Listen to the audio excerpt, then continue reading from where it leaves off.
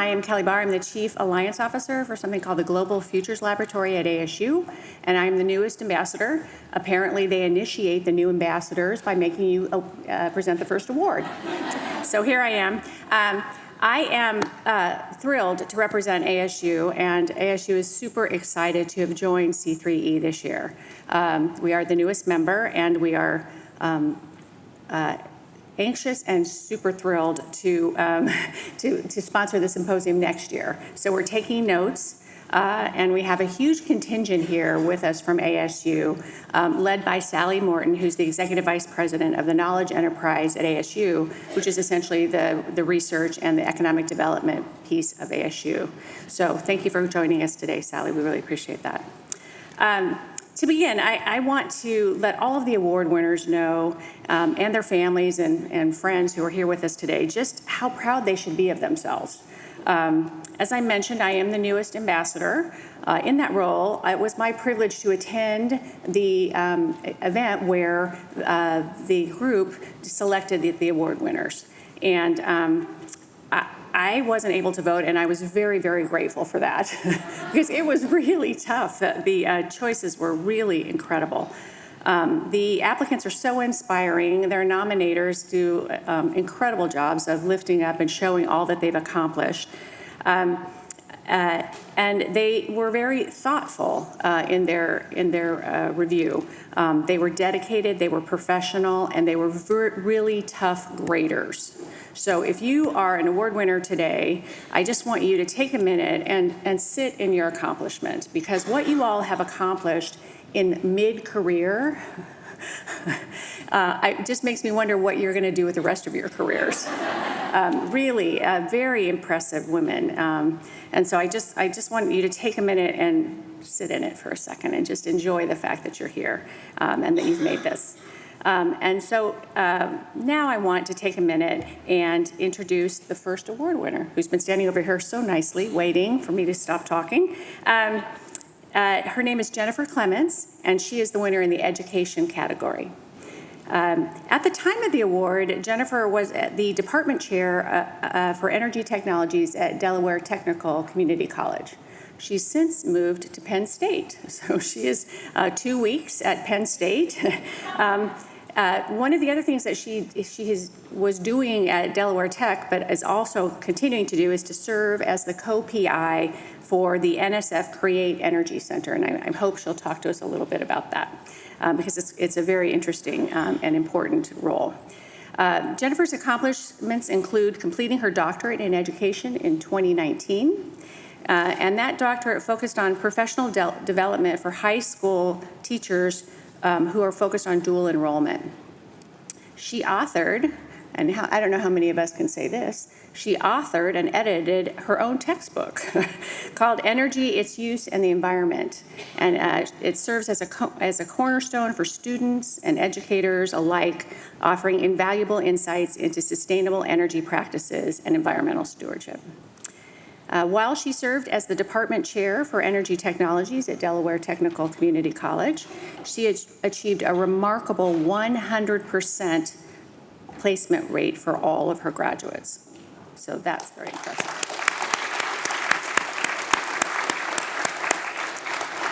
But here's my favorite part. Importantly, she is a very sought-after mentor and advisor, and we just heard how important that is to find a mentor and to help each other kind of join together and help us all succeed. And she really promotes diversity in the clean energy sector, advocating for more women to enter the field.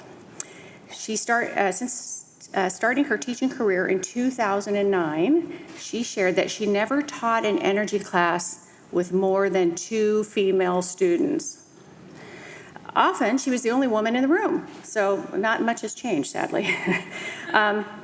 She really is excited about winning this award because she wants to expand awareness about diverse career opportunities in the clean energy sector. Not all solar energy jobs involve getting on a roof. So this year, she's happy to report that she is teaching her first energy class with an equal number of men and women. Now that deserves some recognition. So it is absolutely my pleasure to introduce to you our award winner for the education category, Jennifer Clemons. Good morning, and thank you for all of you for coming here today. I really appreciate this recognition, and I want to congratulate all the other winners this year as well. It really is an honor to be among so many amazing women. I know I'm not the only one that thinks we're used to being the only women in the room or one of just a handful, so it's really awesome to be in a room with such strong female energy. I did not have a direct path to get here.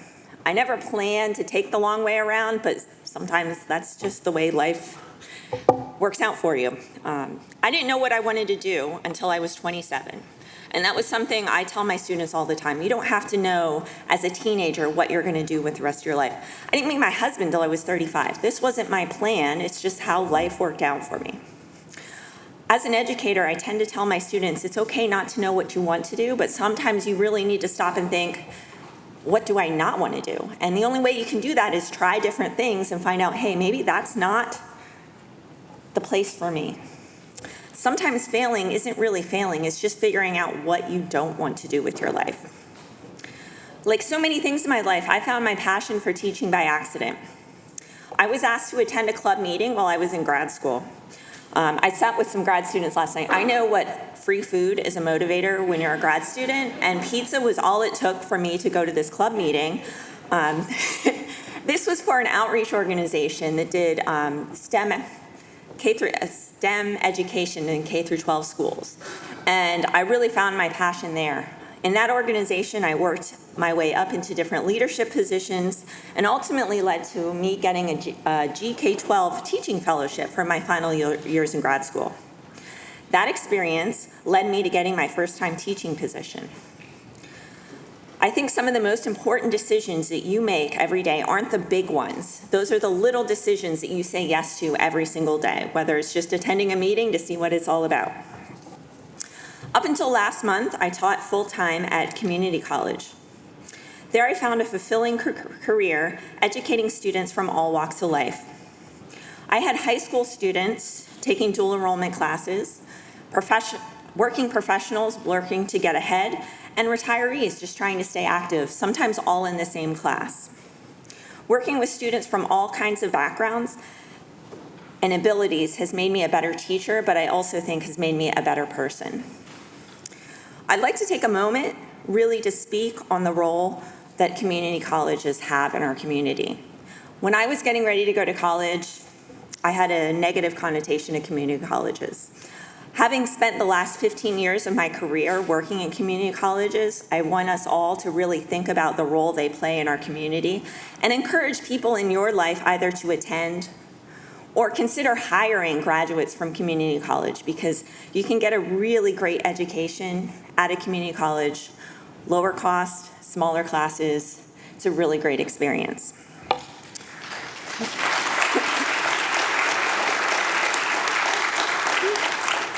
While I've moved on to Penn State, I'm going to continue working with the National Energy Center, which will allow me to continue working with community colleges and faculty around the country.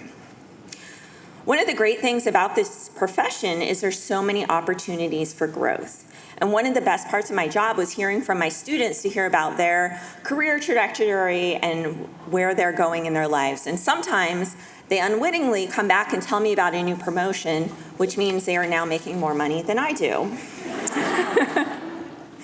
But when I stopped to think about what I wanted to say today, I had two thoughts. One, the role of mentors, which is a common theme today, but also the power of saying yes. As an educator, I find myself being a mentor every day.